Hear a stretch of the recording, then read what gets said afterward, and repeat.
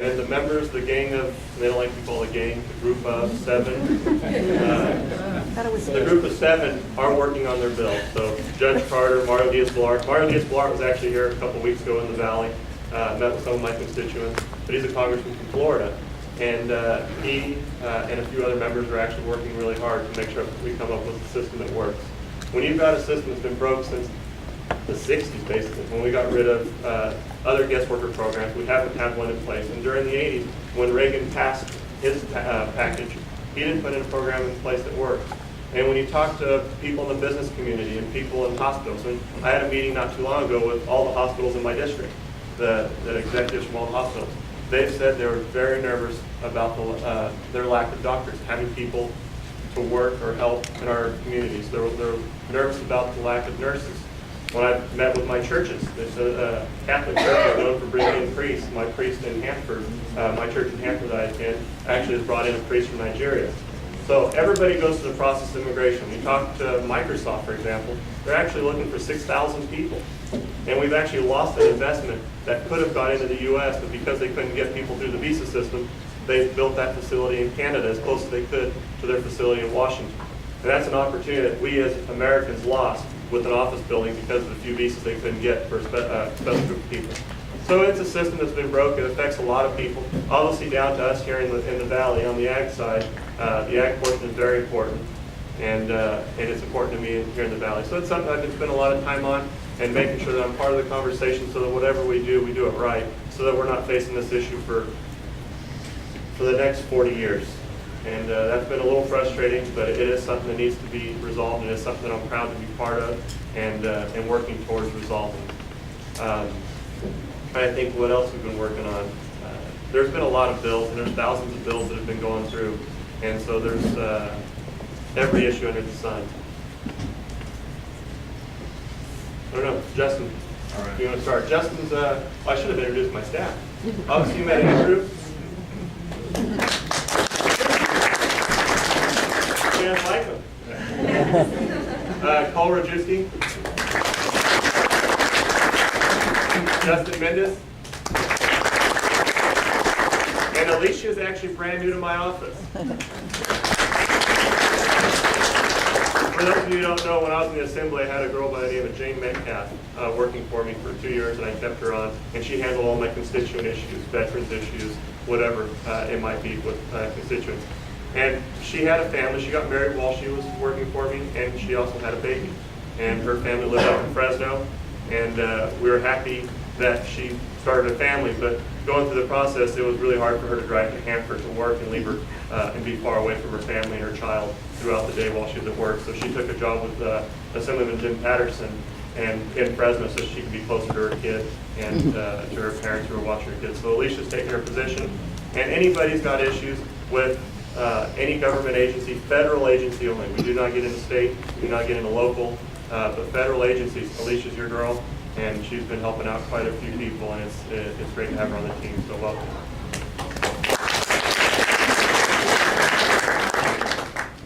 Right, people have filled in their questions. We grouped them up by topic by the boxes that you indicated. This first one here, not so much a question, but stop the train, move the water. It's the first comment. Okay, so everybody knows about the high-speed rail. I'm not sure exactly where Selma City Council is on this issue, but I've been opposed to high-speed rail forever, since it's been part of the process. And when I sat up in the state legislature, I sat on the budget subcommittee that handles natural resources and transportation. And to watch the high-speed rail board authority come up and testify and never answer any questions, never talk about where the funding was coming from, never actually tell us where this thing's going to be built. We still to this day do not know for sure where it's going to be built. They give us estimates, but we're not for sure where it's going to be built. We don't know where the money's coming from. They claim $13 billion, but in all actuality, the $9.95 billion that passed by Prop 1A is a match. So they have to come up with a match for every dollar that comes out of that. They've gotten just over $3 billion, almost $4 billion from the feds. So that puts them at about $8 billion they've got to spend. $8 billion does not build a high-speed rail. It builds a track with no moving parts. So when you've got, like I said earlier, the district that I represent, I've got no proposed stations in my district. There's talk of a Hanford station, but there's no funding. Hanford does not have, or Kings County does not have the $200 million to build a station. Wasco, Corcoran will lose their Amtrak station. Wasco's, Corcoran's, and Hanford's are in my district. Fresno, Bakersfield, Fresno's not at all. Bakersfield, the station will not be in my district. But the constituents of those communities, Hanford, Corcoran, and Bakersfield, or Hanford, Corcoran, and Wasco, use Amtrak. And it's usually the low-income people that need it the most, the ones who can't afford to drive a car or own a car. They use that Amtrak to go up to Fresno to see their doctor. They use it to go down to Bakersfield. And even in Corcoran, the city actually helps subsidize tickets so people can go to some of those communities. High-speed rail comes in and is built literally a mile or two away. And without the money to actually build any stations for those communities, those people miss out and lose their stations. So the plan B that I was told up in committee in Sacramento was basically, if we build the track and don't have the money to continue, we'll move Amtrak over to the new alignment. Well, that really hurts my constituents.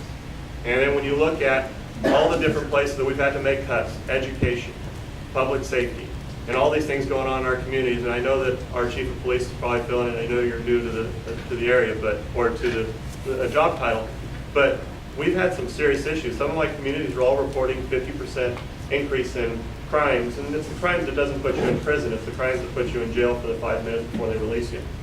And so we're starting to see a lot more issues there. We're not funding any of the community correctional facilities, which I have 2 or 3 in the district who are shut down. We have beds that could be filled, but we don't have the money to put people away. So we've got some serious issues. And when you look at money for communities to get clean water grants so that they can actually put in infrastructure for their water so that they can have some clean water. If we're looking at infrastructure for anything else that we possibly need, and we're spending money on a track that has no plan for the future. So it's been something that I've been opposed for a long time. And then now at the federal level, sitting on appropriations with everything going on, and we're fighting over every penny all the time to make sure that we have money to fund those programs that are so important to us. We're spending money on a project that has no future. They expect to get another $50 billion from the federal government. And when you look at all the press that's been coming out of the high-speed rail, things like $700,000 written to a consultant, no one knows what that consultant did for that $700,000. There's no way other members of Congress, Republican or Democrat, other parts of the country are going to say, all right, guys, $50 billion, no problem, let's sit it that way. And it's not going to happen. They haven't done that good of a job to earn the right to ask for that, the rest of that money, and that's going to be an issue for them. And so I've been fighting the high-speed rail, and I'm going to continue to fight it, and I'm going to continue to do what I've been doing, making sure that they have to jump through all the same hoops us as business owners have to jump through as well if they're going to start building as well. Justin. All right. Would you have supported universal background checks for the gun purchases and gun purchases had it come to a vote in the House of Representatives? It depends on how it's written, but here in California, we already have to go through background checks. It wouldn't have really changed anything for my constituents, so I'd have to see how it was actually written. But I am a strong supporter of the Second Amendment. I'm a gun owner myself, so it would be a tough vote for me if I had to vote for it, but I don't think I would. This one does come out of the district, but what are your ideas for lowering drug costs for seniors? And then we have 2 more questions regarding Social Security. Well, the drug issues, that's actually an interesting one. Sitting on appropriations, we do have some oversight over FDA. And one of the issues that I've found amazing is how bad the bureaucracy is and how much money has to be spent. I've literally had agencies, a drug company will come in and talk to an agency and come up with a form. They'll go through all the studies, all the documentation, and turn it into the agency that approves their drug. The agency will turn around and say, we've changed our process. We've got to redo this. And the drug company will say, well, what do we need to do differently? What's wrong? What questions didn't we answer? What studies haven't we done? What more do you need us to do? They said, well, we're not sure exactly yet. Just do another study, go through this process again, spend another few $1 million on this, and we'll let you know if it works. And so you've literally got drug companies spending millions of dollars doing the same job over and over again. At the end of the day, consumers pay for it. And it's just an agency playing games. and they shouldn't. And we've been putting a lot of pressure on them to make sure that what they do is right, and that when they go through the process, that they can actually get those drugs approved that we need at an affordable rate, and make sure that they're safe for our consumers, but make sure that we can get those. And that's one of the things that adds cost. Obviously, we have to make sure that insurance, make sure that we've got programs in place that help senior citizens, but we have to make sure that from the ground level, from the foundation, we've got to help some of these companies lower costs and go through the process quicker so that they can have the products available for us to purchase. And then a new question that we got in kind of tied to that, it's more of a suggesting, along with computers for seniors, but also English writing classes for maybe some seniors that are Spanish speaking. Say that again? This is just a suggestion for more programs for seniors, maybe some that have that are bilingual or need to become bilingual. So those were just added ideas. Just want to make sure that those got. I appreciate the idea.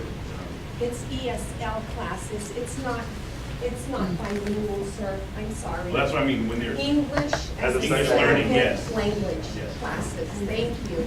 That's what my father put down, please. Thank you. What is happening on the quote-unquote phone scandals regarding Benghazi, NSA, and IRS? Phony. Interesting questions.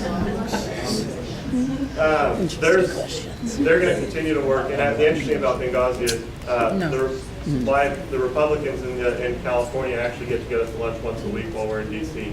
And a lot of the chairman, Ed Royce, Daryl Issa, and others who sit on those committees and who are chairs of those committees are continuing their investigations to make sure they gather all the information they need to do their job, and they're going to continue that. We're going to continue to monitor it. I'm honestly not comfortable with what happened there, and I know there's something there that we have to dig up. We have to make sure we go through the process to dig what we need up and move forward with that. But if you jump to conclusions to make sure, or just to attack a political figure, I'm not ready for that yet. But I obviously agree that there is something there that we have to investigate, and it's something we have to spend some time on. And so I support our members on those committees that are working towards investigation and getting the facts out so that we can go after those who obviously created, we lost 4 of our Americans, and that's something that should never happen, especially in that type of job. When you put someone in a position like that, at an embassy, it's a dangerous job, but as Americans, we should never leave people out like that, and it's something that we do to make sure we have all the facts. Dig and work and ask questions, subpoena, and when we get to the bottom of this, we will move forward. Isn't that a little tough to do though, in a place like Libya? I'm sorry? In the Libyan situation as it was? No, there's a lot there that we can't find out. Who knew, who made the decisions, who made the decision not to act, where was all the planes, everything going on, where could we have done anything, and I do believe we could have done something, but who made the decision not to? Those are all things that can be answered and should be answered, and we are working through that process. Fundamentally, the host country is responsible for guarding the embassy. Yeah, but at the end of the day, it's American lives, and we take responsibility for, and we make sure that we do our job on our side, and we have to make sure that whatever we could have done from our side, we do, and not let something like this happen again. Could there have been a bigger contingent of Marines there, for example? We're not sure. The rumor is yes, but we're not sure, and that's some of the questions that have to be answered. And some people are saying there were no planes close enough to actually show up, but we have to make sure that we know where everything was at that precise moment and why the decision was made not to do anything. Yes, sir.